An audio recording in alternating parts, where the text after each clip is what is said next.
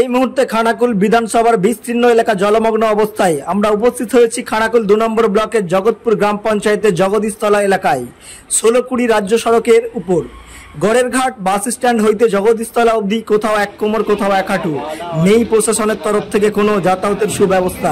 কি বলছেন এলাকার মানুষ আমরা দেখে নেব এসডিটি এক্সক্লুসিভের পর্দায়। স্ট্যান্ডের সম্মুখে রাস্তায় দাঁড়িয়ে রয়েছি।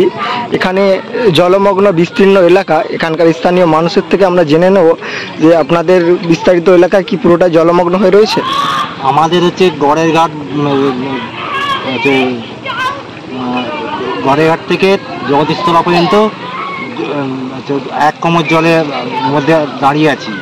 প্লাস আমরা যে নন্দনপুরে আছি নতলার ঢাল থেকে আপ টু হচ্ছে পানশুলি পর্যন্ত জলমগ্ন অবস্থায় পড়ে রয়েছে, কিন্তু কিছু কিছু জায়গা খালি আছে। এখানে আপনাদের জলটা অসুবিধা হচ্ছে কি? খাওয়া দাওয়া বলতে যেহেতু আমাদের বন্যা এলাকার ততটা অসুবিধা নেই, কিন্তু যাতায়াতের ক্ষেত্রে যাতায়াতের ক্ষেত্রে কোনো হচ্ছে অসুবিধা হচ্ছে প্রচণ্ড। আমরা হচ্ছে পায়ে হেঁটে যাতায়াত করছি। ও নৌকা চলাচল করছে কি আপনাদের এখানে? নৌকা চলাচল করে না, কিন্তু আমরা হচ্ছে যে পায়ে হেঁটে এক কোমর এক দামে জল পেরিয়ে আসছি।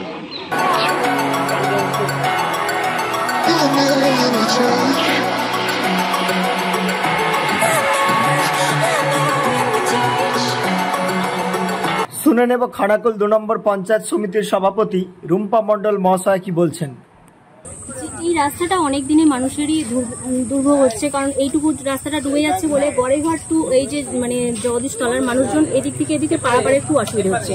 তো এটা নিয়ে আমরা অবশ্যই জানিয়েছি, আমাদের উপর মহলে জানিয়েছি, এবং আমি আবার অবশ্যই চাইবো ডিএম এর সাথে দেখা করে এই রাস্তাটা যাতে অবিলম্বে এই রাস্তাটাকে উঁচু করে পিডব্লিউডি এর সাথে কথা বলছি যে যাতে এই রাস্তাটা অবিলম্বে উঁচু করানো যায়, কারণ এইটুকু রাস্তার জন্য এখানকার মানুষদের দীর্ঘদিনের খুবই সমস্যা। যে এই জন্য আমি অবশ্যই চাইবো যে এই রাস্তাটা যেন তাড়াতাড়ি আমাদের পিডব্লিউডি এর থেকে যেন উঁচু করা হয় এবং এখানটা মানুষের একটু সুবিধা করা হয়। গড়ের ঘাট বাস স্ট্যান্ড থেকে জগদীশতলা পর্যন্ত কি নৌকায় পারাপারের কোনো ব্যবস্থা রেখেছেন আপনারা?